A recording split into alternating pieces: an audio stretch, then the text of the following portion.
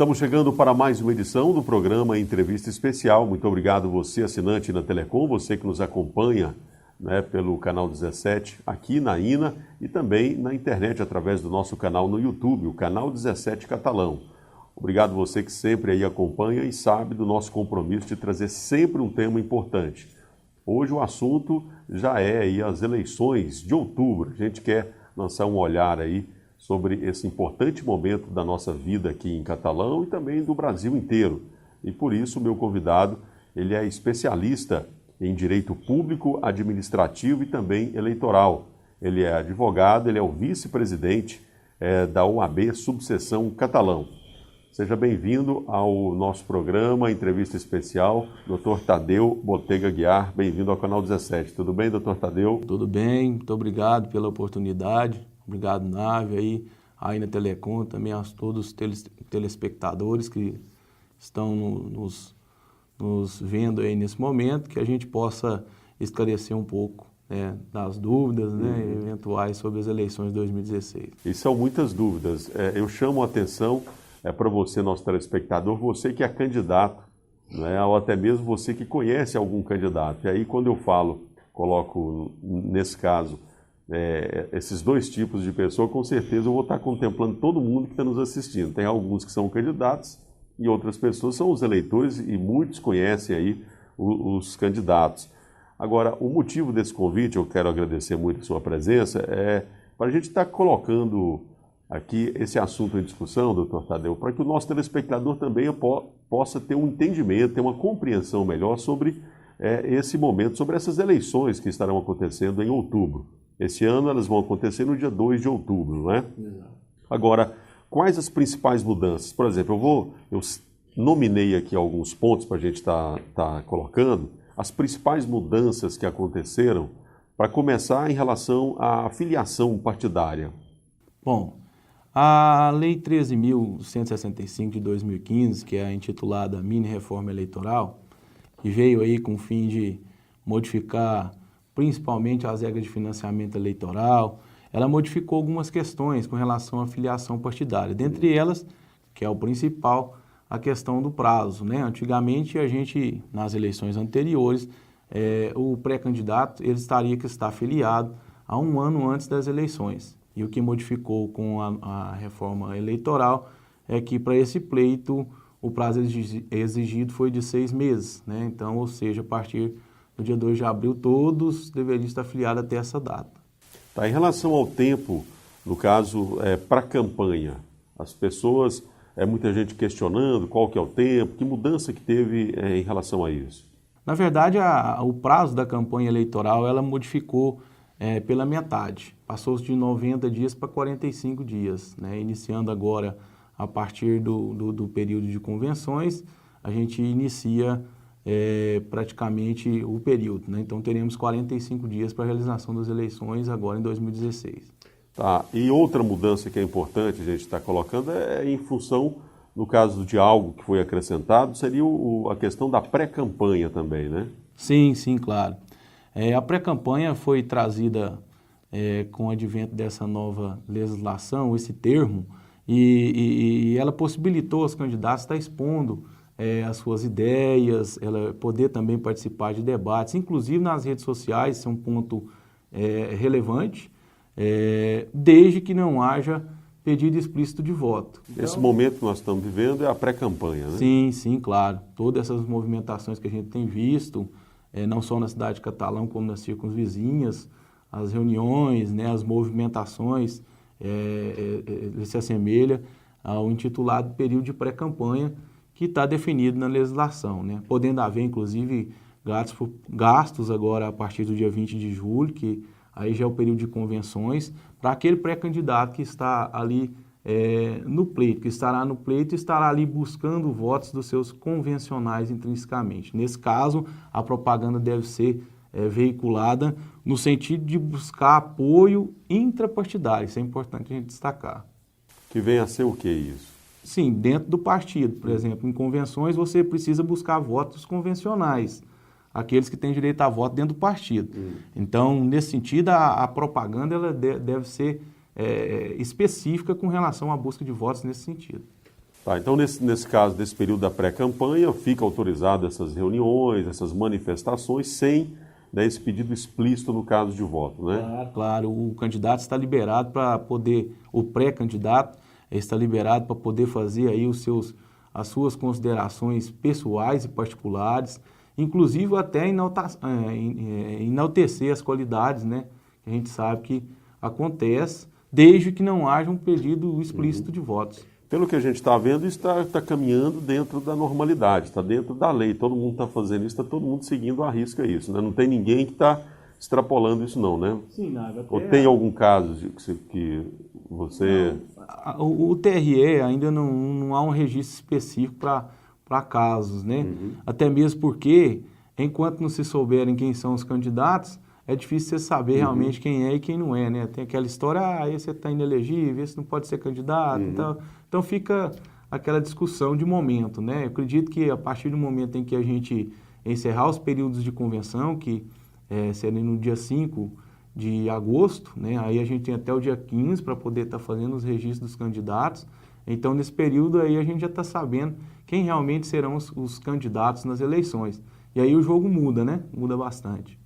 Tá, em relação a cada tempo, né, a cada período, as coisas vão ficando mais claras, principalmente para o próprio eleitor também. Em relação no caso aí, o período para propaganda, teve outra mudança também? Como é que está essa situação? Como é que isso vai acontecer nas próximas eleições? Na verdade, o período da propaganda eleitoral, ele modificou, ele sofreu, vamos dizer assim, legalmente uma redução.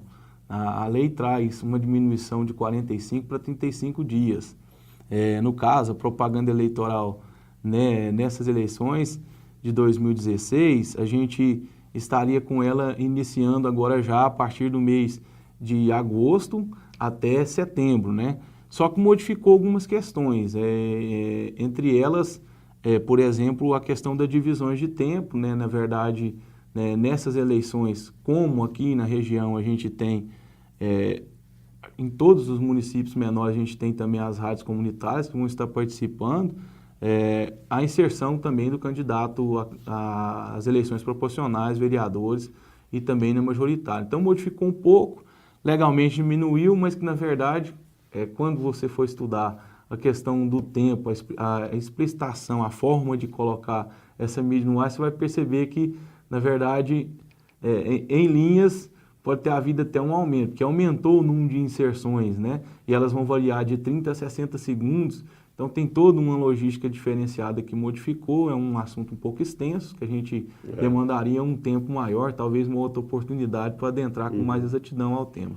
Bom, em linha geral, isso aí para o nosso telespectador ter uma noção, antigamente ele acompanhava sempre naquele horário, por exemplo, no rádio geralmente 7 da manhã e meio-dia, no caso na TV, 1 da tarde e 8h30 da noite. Né? Esses horários eles devem estar continuando, porém o tempo é que diminuiu. Né? Antigamente você tinha 30 minutos para cada. Né? Sim, agora são 2 blocos de 10 minutos. Né? E o que modificou também, porque na mídia de rede não entra candidato a vereador, ou seja, na televisiva, aqui a gente vai ter praticamente o programa somente da campanha majoritária, do prefeito e vice-prefeito.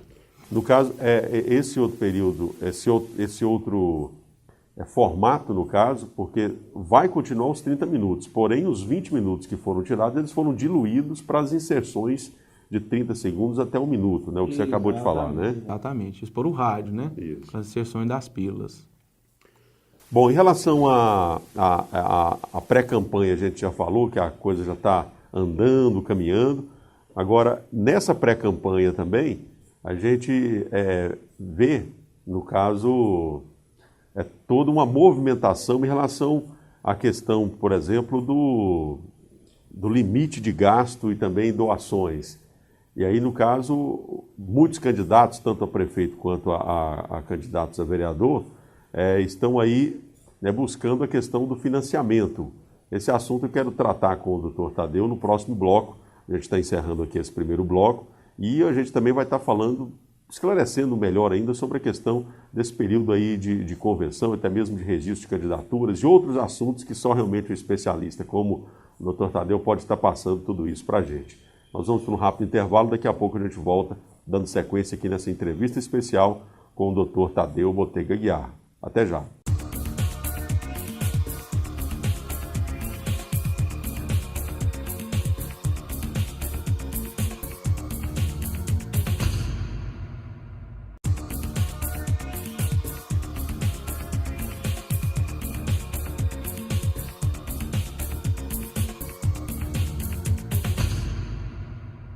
De volta pelo canal 17, na sua operadora de TV por assinatura, Ina Telecom, você também que nos acompanha pela internet, muito obrigado. Estamos conversando hoje aqui, né, agradecendo a presença, muitas atividades, mas ele abriu um espaçozinho na sua agenda para vir aqui conversar conosco, especialmente, né, conversar com você, nosso telespectador. O Dr. Tadeu Botega Aguiar, ele é o vice-presidente da UAB, subseção Catalão, é advogado especializado em direito público administrativo e também direito eleitoral. O nosso assunto são as eleições de 2016. Doutor Tadeu, em relação a essas mudanças, nós estamos conversando aqui, com certeza muito esclarecedora essa entrevista. Em relação ao financiamento de campanha, o que mudou? Principalmente naquela questão do limite de gasto, né? Também no limite de doação.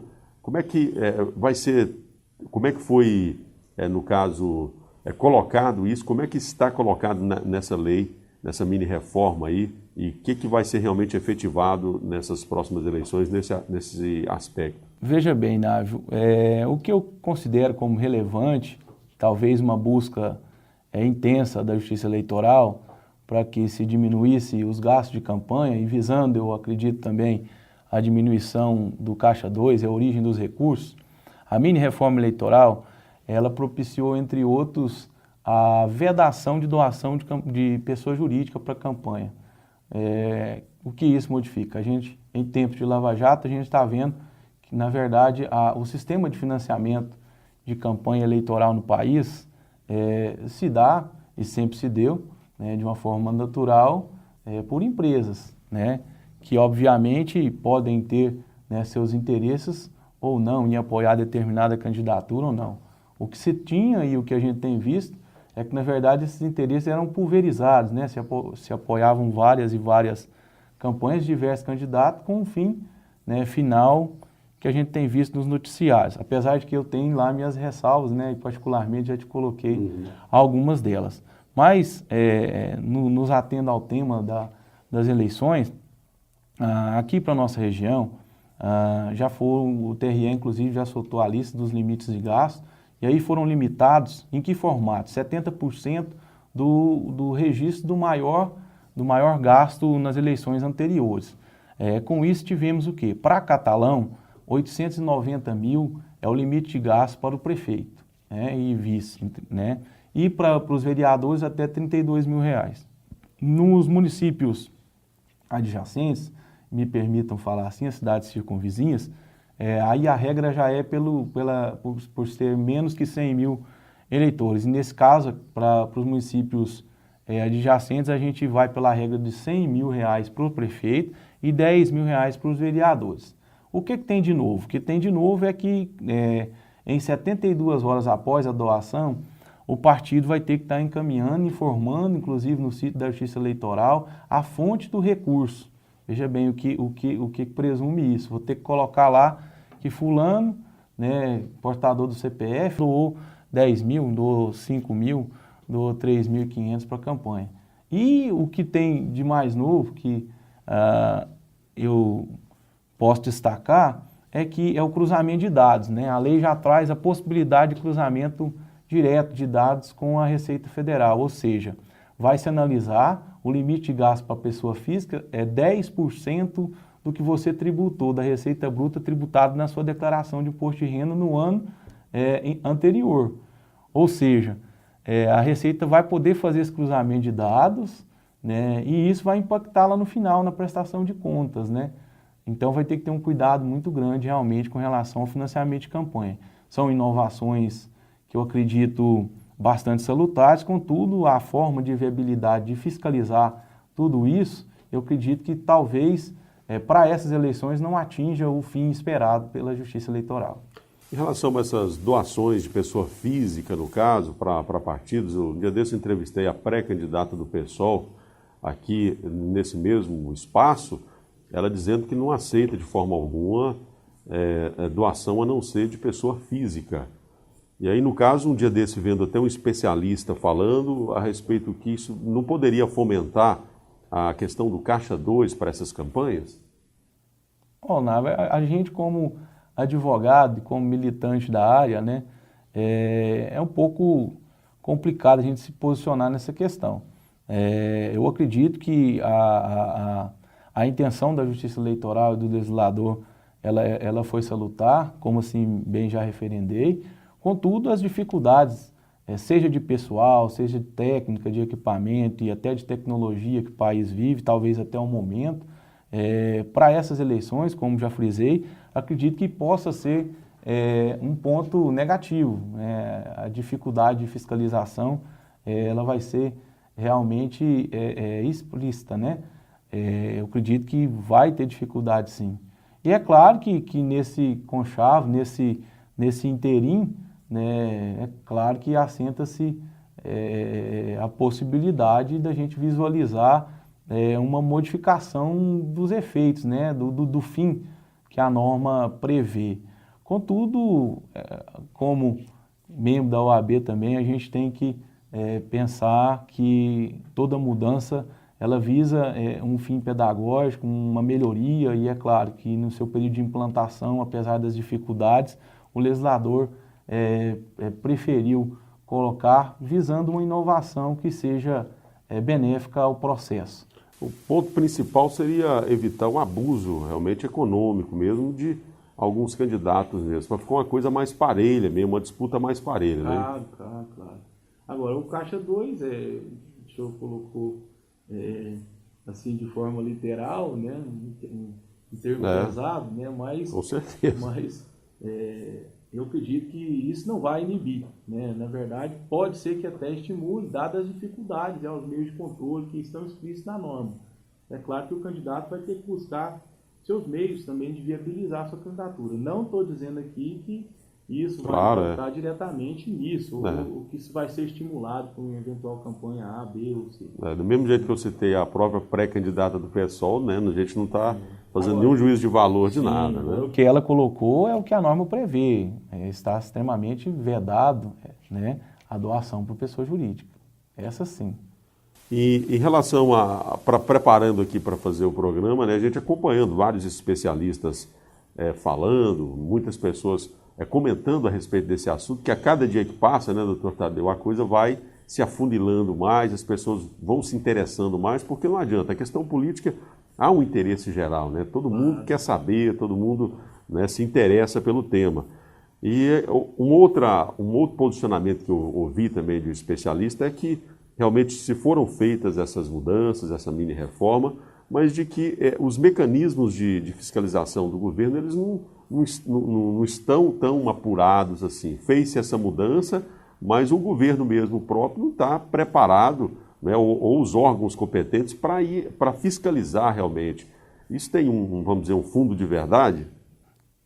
Na verdade, eu acredito que em linhas gerais, eu não posso discordar totalmente da afirmativa. Contudo, eu acredito que aqui, doutor Fernando Rosa, que vai estar aqui na nossa comarca à frente do Ministério Público Eleitoral, bem como o doutor Marcos Vinícius Salles Barretos, né, o juiz eleitoral, acredito que vão estar, como sempre o fizeram, vão estar utilizando do bom senso, a aplicabilidade da norma e a fiscalização de forma salutar, assim como a norma prevê. É óbvio que um período de implantação da norma sempre requer, né, um período de paciência, né, se assim me permite dizer, da sociedade. Isso é notório que a máquina pública, né, a administração em si, ainda carece de alguns ajustes, principalmente no que tange a pessoal e tecnologia. Mas eu tenho certeza que aqui na 8ª Zona nós deveremos ter eleições tranquilas e a judicialização do processo trará benefícios, eu acredito, facilitará também a forma de controle pela Justiça Eleitoral. Doutor Marcos Vinícius, que inclusive já foi juiz eleitoral, né? Essa não é a primeira vez, quer dizer, tem uma experiência, né, Tadeu? Experiência. E tem um tino também, uma forma de atuar aqui na comarca, né? Conhece os personagens, né?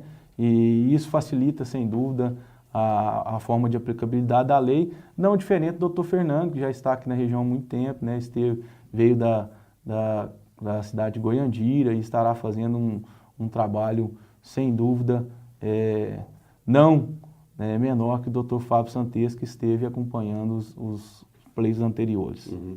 Para a gente encerrar, mais algumas informações, voltando aí ao tema, porque, como eu coloquei, assim, é muito... Né, a gente fica muito interessado e tem vários assuntos que envolvem essa questão eleitoral. Em relação às convenções, o período específico aí, qual que é a data específica, doutor Sim. Tadeu? Nessa houve também uma modificação, a lei trouxe um período diferenciado, ele se inicia agora a partir do dia 20 de julho e vai até o dia 5 de agosto. Lembrando que o registro de candidatura ele foi estendido e nessa vez, conforme previa a resolução do Tribunal Superior Eleitoral para as eleições, ele se dará no dia 15, até às 19 horas do dia 15. De agosto. Isso, do dia 15 de agosto. Então, o período de convenções vai do dia 20 de julho ao dia 5 de agosto e o registro de candidatura passa até às 19 horas do dia 15 de agosto. Falando em registro, no caso, esse ano também as eleições terão uma novidade a mais, que vai ser o registro de voto, né? Sim, o artigo 12 da resolução, ele prevê que nessas eleições, ou seja, a primeira eleição subsequente, que é essa de 2016, a Justiça tenha que dar lá o comprovante de voto, né?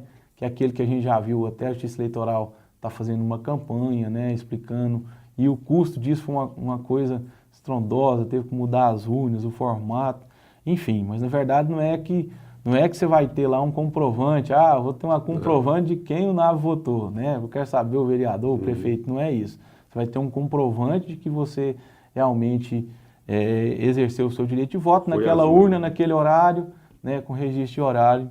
Eu acho que é uma inovação que vai facilitar também a parte de fiscalização dos partidos quanto à lisura do pleito.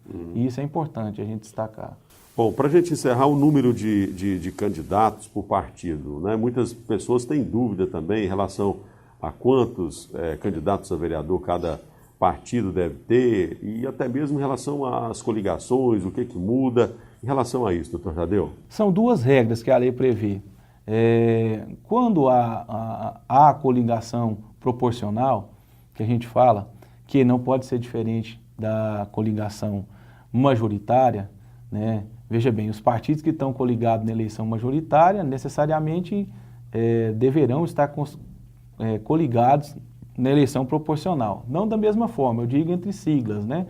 Se de repente o partido A, B e C estão coligados na eleição majoritária, na eleição proporcional, A e B poderão se coligar e o C poderá sair sozinho, enfim. Mas não pode um partido D que está na outra coligação vir coligar na proporcional, né? Nesse inteirinho, o que a gente pode destacar? A lei prevê duas regras, baseadas sempre no número de cadeiras. Vamos citar o exemplo aqui de Catalão.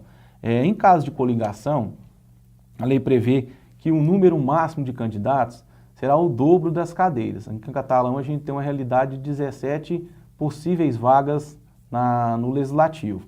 Ou seja, a gente vai poder ter até 34 candidatos. E aí, na reserva de sexo, né, a gente vai ter 23 homens e até 11 mulheres, né? Isso o número máximo, né? Agora, se o partido for sozinho, aí a regra muda. Se não houver coligação, o partido pode lançar até 150% das vagas. E nessa realidade, a gente teria 26 possíveis candidatos, sendo 18 homens e 8 mulheres, ou vice-versa. E é importante destacar que nessa proporção da reserva de sexo, que também é uma inovação na legislação, que agora exige que as mulheres realmente sejam candidatas, a fração ela é sempre igualada a 1, né, em qualquer hipótese. Ou seja, se você lançar candidatos a menor do que o número máximo permitido, você vai ter que reservar em qualquer situação essa mesma proporção. Só para a gente ter um desenho, para os municípios adjacentes, as cidades circunvizinhas, todas aqui as câmaras são compostas por 9 cadeiras possíveis. Neste desenho, imaginando a coligação, 200% das vagas, a gente teria 18 possíveis candidatos, dentre eles 12 homens e 6 mulheres, ou vice-versa, ou caso o partido for concorrer de forma isolada, aí 150% das vagas, a gente teria 14 possíveis candidatos, sendo 9 homens e 5 mulheres. Bom, para a gente encerrar, uma pergunta até do cunho pessoal, no caso pela experiência também do Dr. Tadeu, que também vive a política já há muitos anos também. É por isso esse interesse, essa especialização dele, no caso, no que se refere aí à questão eleitoral. Doutor Tadeu, o que o senhor acha que vai ser o fator determinante para a eleição aí dos próximos prefeitos e próximos vereadores nas eleições de outubro? Veja bem, Návio, partindo do pressuposto que a legislação prevê uma diminuição natural de gastos e que, sem dúvida, né, a relevância e o peso dos recursos financeiros sempre foi determinante nas eleições, não só aqui na região, eu imagino que pela própria judicialização do processo, eu entendo que, além de uma boa apresentação para o candidato, e isso coagnua, como sempre teve, com uma equipe de marketing competente, nessas eleições, mais do que nenhuma outra, o candidato vai precisar de uma assessoria jurídica a contento, bem como uma assessoria contábil atualizada.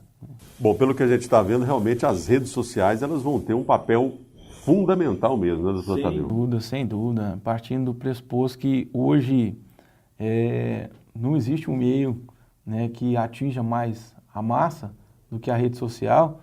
Eu sempre fui muito adepto e muito defensor do rádio, né? Apaixonado por radiodifusão, sempre gostei bastante. E você, pessoalmente, conhece a minha história. É verdade.